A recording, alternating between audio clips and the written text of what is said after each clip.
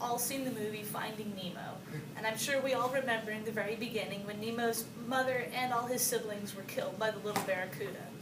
Well, that's perfectly normal in the ocean and what happens every day. Similar things are happening in the Atlantic that's not normal. Lionfish are coming in and they're eating over 80% of juvenile fish in just under 5 weeks, once one lionfish has been introduced.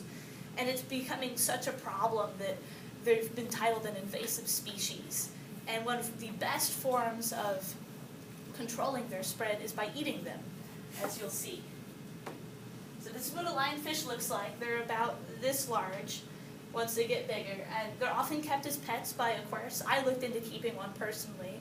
I just didn't want to deal with the saltwater tank. But they're very beautiful fish. They are extremely voracious predators, so their stomach actually expands over 2/3 of its original size, and they can eat 20 fish in just 30 minutes. They just keep eating and they don't stop.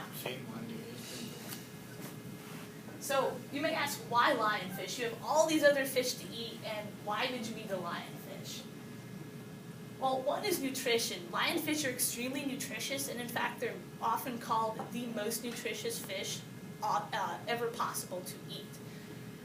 It's described as a flaky white meat. I've never had the opportunity to try it. I've wanted to. And it's very high in omega-3 fatty acids and low in saturated fats. And importantly, it's also low in mercury. A lot of fish have high mercury levels, but lionfish does not. Now, one of the interesting things about lionfish is that it's so commonly spread across different cultures in the cuisine. There are dozens of different recipes that you can make, and they all taste completely different. So actually, you learn about a different culture while you're making it. It's a lot of fun. So these are just a few different pictures of different methods of fixing lionfish. You can boil it, you can fry it, you can do all this crazy stuff that's really good, or so I've heard. I've never tried it. And one of the most important things about lionfish is the conservation, because lionfish were originally introduced in the Atlantic. It's often thought by aquarists. Some people released their lionfish into the ocean either because they couldn't keep it, it was eating their other tank fish, etc. Now this is where it gets a little fuzzy. Some people argue that instead they were released during a hurricane in an aquarium, so they're not really sure. They've done DNA testing, and it's been proven that the original specimens came from 6. That there were originally just 6 lionfish, and they've spread over to, in some areas, over 1,000 lionfish per acre of ground, which is quite a few.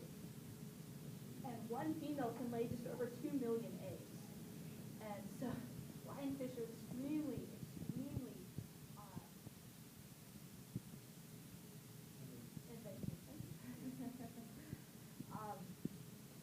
And like I said, according to reef.org, about 79 to 80% of reef fish are killed in just 5 weeks after one lionfish has been introduced. Other studies have also suggested that potentially up to 90% of fish. Now that impacts not just the reef, of course, and lowering the overall fish population, but it also impacts fishermen. Fishermen are always fishing, and that's great. It's great. It's a great economic growth. But unfortunately, with the lionfish, when they eat all the baby fish, you don't have fish for the fishermen. So they start losing their jobs. The few fish they do catch reduces the number of adults out there, and you still get less and less fish. And the lionfish end up being the only fish in the sea. And as you can see, this is just a very small amount of lionfish in an area, and they just scour these reefs and they don't stop eating.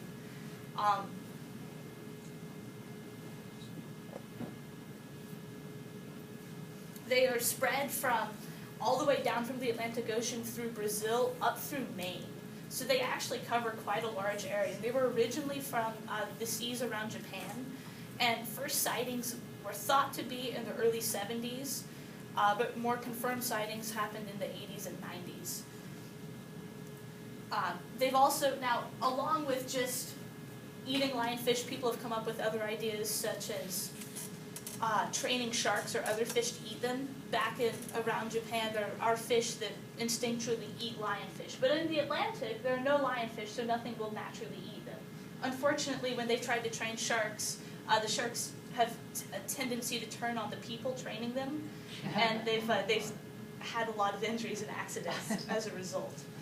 Now, some of you may say, as you mentioned earlier, lionfish are poisonous. Well, they're not poisonous, they're technically venomous, and it's only their spines that are venomous. So as long as you don't touch the spine, you can cook the lionfish and not be injured. You can remove the spines once the fish is dead, or you can just cook it, and then the cooking actually kills the toxins within the spines. This has been actually called one of the worst man-made ecological disasters of all time, because whether it happened through the aquarium or people releasing them, it was kind of our fault. So unfortunately this has happened. It's just something that we have to try to regulate.